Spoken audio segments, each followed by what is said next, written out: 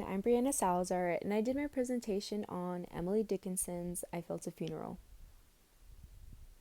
So, Emily Dickinson was born December 10th, 1830, in Amherst, Massachusetts, and she died May 15th, 1886. So, a little bit about her and her family. Her family was pretty well rounded when it came to education. Her father, Edward, was involved in politics and served as congressman for one term. Her brother Austin followed in her father's footsteps and became an attorney and lived next door to Emily. Her younger sister Lavinia lived with Emily in their parents' home.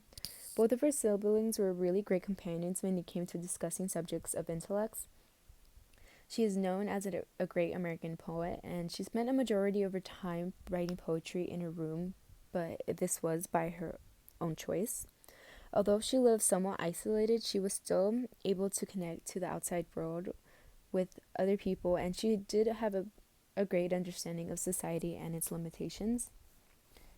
So moving on to her writing, she wrote 1,800 poems, but she only published a few when she was alive.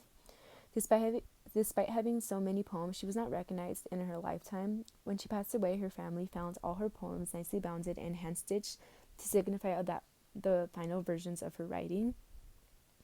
Her first volume was published in 1990, 4 years after she died, and her last volume was published in 1955, 69 years after her passing. A lot of her poems experimented and challenged existing poets like Whitman, Thoreau, and Emerson. I thought her punctuation was another way she experimented with poetry because she created her own style using dashes and any other punctuation marks. Her use of first-person point of view in her poetry really allows the readers to see Dickinson's persona, but also just really get inside her head and the way she experienced life. Her poetry is connected to Gothic literature through her expression and themes such as death, religion, romance, and nature. And going off of that, it's going to lead into my discussion question, which is, do you think that Emily Dickinson isolating herself from the world was a key component to her success of being able to write about dark elements such as madness, death, and despair? And to answer this question, I am going to use I Felt a Funeral, and I'm going to go ahead and read this poem for you guys. So here it goes. I felt a funeral in my brain, and mourners to and fro kept treading, till it seemed that sense was breaking through. And then they were all seated, a service like a drum, kept beating, till I thought my mind was going numb. And then I heard them lift a box and creak across my soul with those same boots of lead. Again, the thin space began to toll, as all the heavens were a bell, and being but an ear, and I, in silence, some strange race wrecked solitary here. And then the plank in reason broke, and I dropped down and hit the world at every plunge, and finished knowing then. So, this poem is written in first-person point of view. It allows the readers to really get inside of Emily Dickinson's head, and you can tell when she says, I felt a funeral in my brain. She's not talking about an actual funeral. This is something that is just going on in her mind. So, funerals are for the most part pretty quiet, but this poem feels rather noisy. Like, you can see this when she says, kept beating, till my mind was going numb. Basically the silence and the noises she hears are kind of unbearable. She uses a sense of hearing throughout the poem.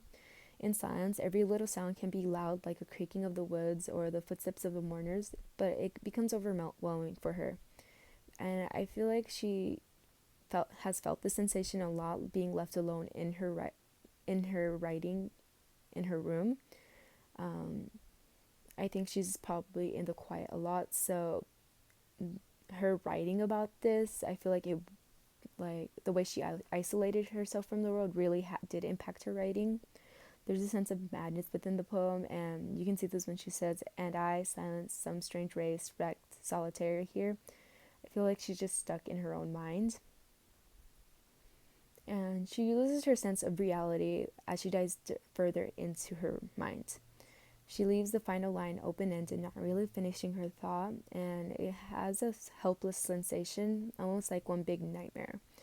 So you can see this when she says, and then a plank in reason broke, and I dropped down and hit a world at every plunge and finished knowing then. So I feel like this poem just represents like her sanity, and the funeral is the death of that sanity.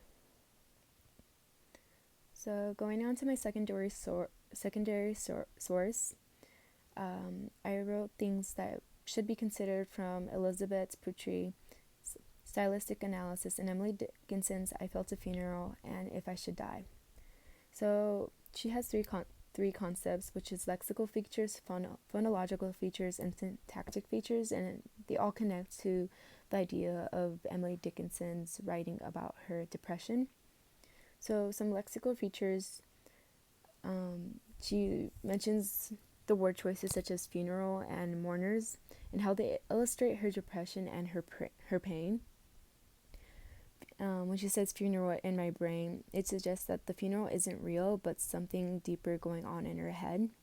And I think this connects well to how being isolated has affected her writing, but it also, although it could have possibly affected her mentally, like badly, because it could have caused her depression, but it also allowed her to create something so like amazing. Like all her poems are like based off of things that are similar to this. So going on to phonological features, she uses a lot of onomatopoeia. You can see this when she says creaks across my soul.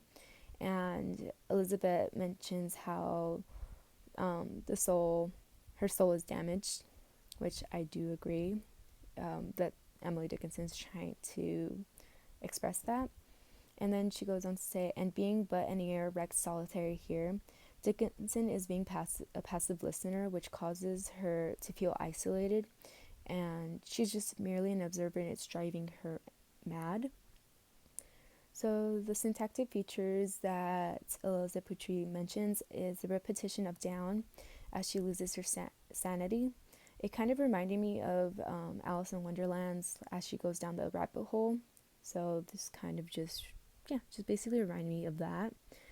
And it is written in past tense, which suggests that it is not a new experience that Emily Dickinson has, but an old one of depression. And she uses punctuation very specifically. The dashes and commas are either for dramatic effect or even unfinished thoughts, such as the last line. And I think the unfinished thought at the last line is very important because when I read this whole poem, I feel like I'm reading her train of thoughts. And sometimes when you're thinking a lot, you don't really complete all your thoughts. So I feel like that poem was a representation of that. But yeah, and that's pretty much it. Okay, thank you guys.